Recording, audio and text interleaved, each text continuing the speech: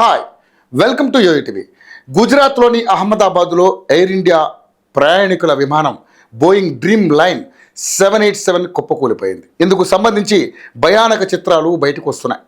అహ్మదాబాద్లోని మేఘానీ నగర్ ప్రాంతంలో భారీ మంటలు ఎగిసిపడుతున్నాయి. విమానం అహ్మదాబాద్ నుండి లండన్కు వెళ్తుండగా విమానంలో 242 మంది ప్రయాణికులు ఉన్నారని చెబుతున్నారు. అహ్మదాబాద్లోని సర్దార్ వల్లభాయ్ పటేల్ అంతర్జాతీయ విమానాశ్రయం నుండి టేకాఫ్ అవుతుండగా సమీపంలోని భవనం లేదా గోడను ఢీకొట్టి కూలిపోయింది.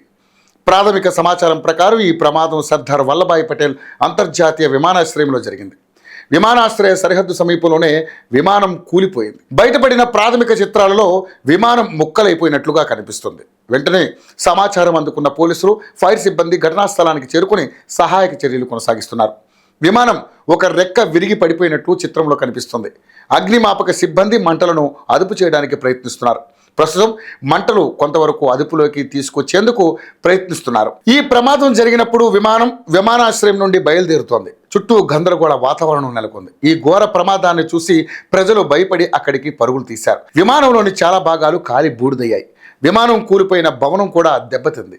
అహ్మదాబాద్లో కూలిపోయిన ఎయిర్ ఇండియా విమానంలో గుజరాత్ మాజీ ముఖ్యమంత్రి వినయ్ రూపానీ కూడా ఉన్నారు. విమాన ప్రమాదంపై గుజరాత్ సీఎంతో కేంద్ర హోంశాఖ మంత్రి అమిత్ షా ఫోన్లో మాట్లాడారు. ప్రమాద తీవ్రతకు సంబంధించినటువంటి వివరాలు అడిగి తెలుసుకున్నారు. ప్రమాదానికి గురైన విమానం wide body Boeing 787 dream liner. దీనిలో 300 మంది ప్రయాణికులు ఉండవచ్చు. మధ్యాహ్నం 1:39 సమయంలో చెట్టును ఢీకొనడం వల్ల ఈ ప్రమాదం జరిగినట్లుగా ప్రాథమికంగా భావిస్తున్నారు. ప్రమాద సమయంలో విమానం 825 అడుగులు ఎత్తులో ఉన్నట్లు తెలుస్తోంది. సుదూర ప్రయాణం కావడంతో విమానంలో ఇంధనం కూడా భారీగా ఉండడంతో ప్రమాదం తీవ్రత మరింత పెరిగింది. విమానం కూలిన విషయం తెలియగానే ఫైర్ ఇంజన్లు ఆ ప్రాంతానికి చేరుకుని సహాయక చర్యలు చేపట్టారు. ఎయిర్ ఇండియా విమాన ప్రమాదాన్ని ఓ జ్యోతిష్యురాలు ముందే ఊహించారు. ఆమె ట్వీట్ సోషల్ మీడియాలో వైరల్గా మారింది. దేశంలో విమానయాన రంగం అభివృద్ధి చెందుతున్న ప్రమాదాలు జరుగుతాయని ఓ జ్యోతిష్యురాలు గత ఏడాది చెప్పిన జ్యోతిష్యం ఇప్పుడు వైరల్గా మారింది.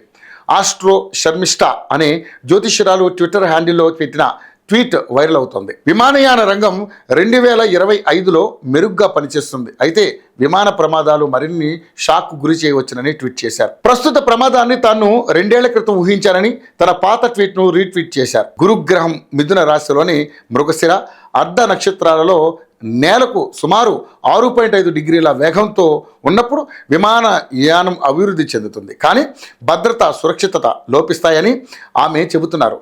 మరోవైపు ఇదే పాకిస్తాన్ కుట్ర అని కొంతమంది అంటున్నారు.